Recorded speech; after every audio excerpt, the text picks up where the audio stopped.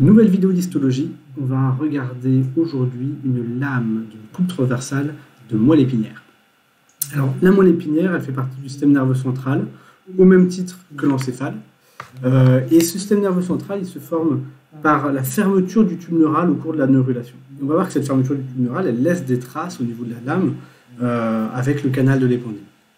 Alors c'est parti, on va regarder la lame au petit grossissement déjà. Donc la moelle épinière, pour donner un petit peu un aspect fonctionnel, je dirais qu'elle a deux rôles. Non seulement elle va faire la transition entre l'encéphale et le système nerveux périphérique, avec des tractus nerveux montants et descendants, c'est-à-dire que l'information va partir par exemple du cortex moteur pour rejoindre les motoneurones de la moelle épinière, donc l'information va cheminer dans ce cas-là verticalement.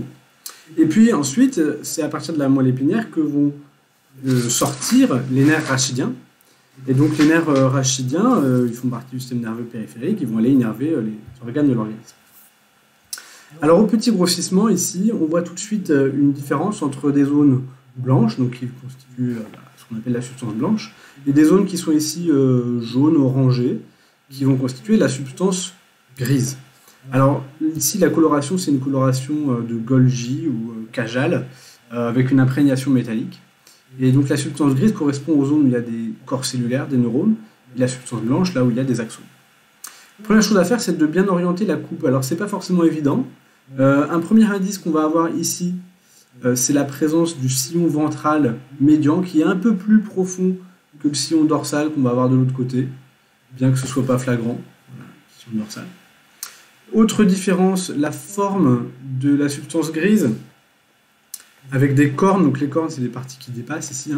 La corne ventrale est plus large, et souvent plus arrondie, voire un peu rectangulaire, là, que la corne dorsale, qui est plus pointue, ici au contact de la racine dorsale du nerf rachidien.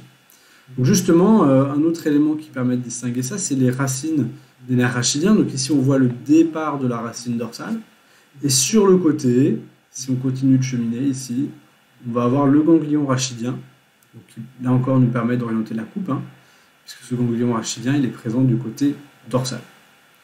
Et en bas ici de l'autre côté, on retrouve la racine ventrale qui elle est motrice. Donc la racine dorsale est sensitive, la racine ventrale est motrice. Alors si on suit l'information qui provient par exemple d'un réflexe myotatique, comment est-ce que ça va se passer? Eh bien l'information sensorielle en provenance du fuseau neuromusculaire va arriver par la racine dorsale, et ici on va avoir le ganglion rachidien avec des fibres nerveuses qui passent, on les devine ici, et puis les corps cellulaires des neurones sensitifs. Alors on va aller les voir à un plus gros grossissement. Ces neurones sensitifs, on les appelle aussi neurones en T, parce qu'ils possèdent deux prolongements cellulaires qui vont se bifurquer, et on le voit ici assez bien sur ce neurone-là. Donc ici on a un corps cellulaire, tout autour des cellules dites capsulaires ou cellules satellites, et ici on arrive à deviner le prolongement nerveux de l'axone de la cellule sensorielle. L'image est un petit peu sursaturée malheureusement, donc c'est pas aussi net que sur le microscope, mais on arrive à le deviner. Cette zone-là donc correspond à des fibres nerveuses qui sont myélinisées, et ces fibres sensitives donc vont ensuite continuer au niveau de la racine dorsale. Alors l'information elle est ensuite traitée au niveau de la substance grise, avec de nombreuses synapses, on peut avoir des interneurones inhibiteurs, on a des fibres qui vont remonter l'information à l'encéphale. Et puis donc, dans le cas du réflexe myotatique, les neurones sensitifs vont faire synapse avec les corps cellulaires des motoneurones, qui sont en étoile. Voilà. Alors on parle de péricaryon, pour la partie du corps cellulaire donc, qui est autour du noyau. Alors on va essayer de trouver des jolis, voilà, là, on en a un beau. Ici, on va augmenter un petit peu la lumière.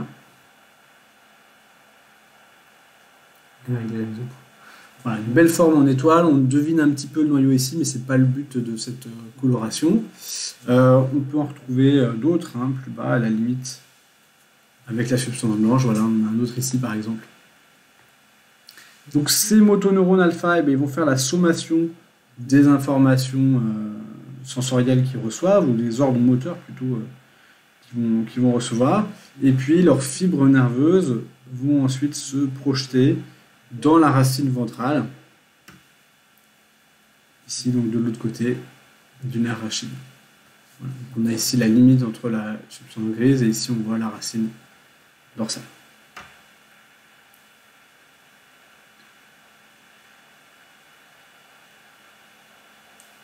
Voilà, quelques autres éléments qu'on va pouvoir donner sur cette lame, c'est la présence au centre, bien sûr, du canal de l'épendyle. C'est un canal qui est en continuité avec les ventricules de l'encéphale et qui est délimité par un épithélium avec des cellules gliales particulières qu'on appelle les épendymocytes, qui sont ciliés. Et ce sont ces épendymocytes qui produisent, il y en a un gros grossissement, elles ne sont pas très nettes, hein, qui produisent le liquide céphalorachidien.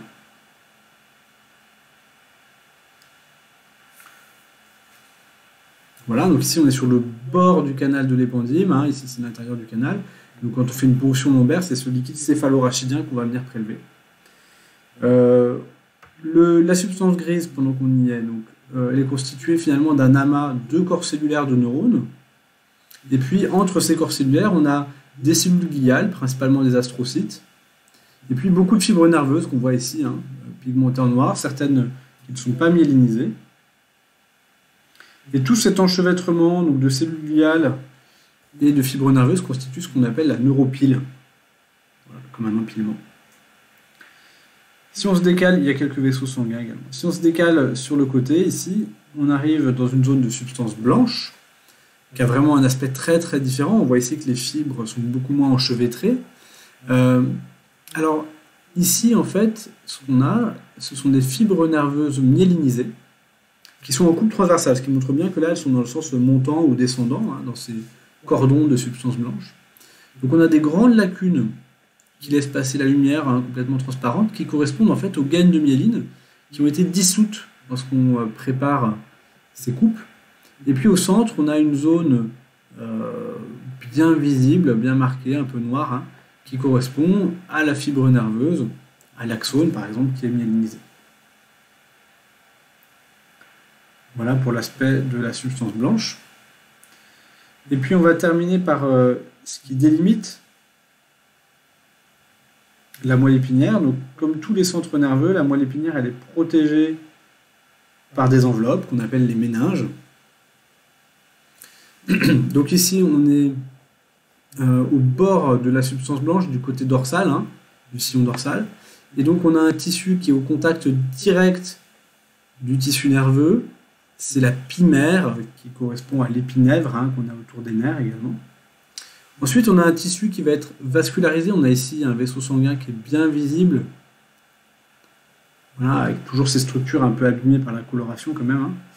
Donc cette couche avec beaucoup de vaisseaux sanguins, alors on n'en voit pas d'autres là, c'est peut-être un petit ici. Elle est souvent abîmée parce qu'en fait c'est un niveau qui va se décoller facilement des autres. C'est l'arachnoïde. Alors pourquoi arachnoïde? Parce que la ramification des vaisseaux sanguins fait penser un petit peu à une toile d'araignée. Et au-dessus, au contact du tissu osseux, cette fois, on a la durmère, donc une couche conjonctive la plus solide. Voilà, on termine un plus petit grossissement pour cette coupe. Donc, coupe qui nous montre typiquement l'organisation d'un centre nerveux avec la substance grise au centre, la substance blanche ici et périphérique, et puis des cellules très spécialisées, ces motoneurones alpha, hein, qui sont présents au niveau de la corne ventrale et qui vont avoir un rôle extrêmement important dans la motricité.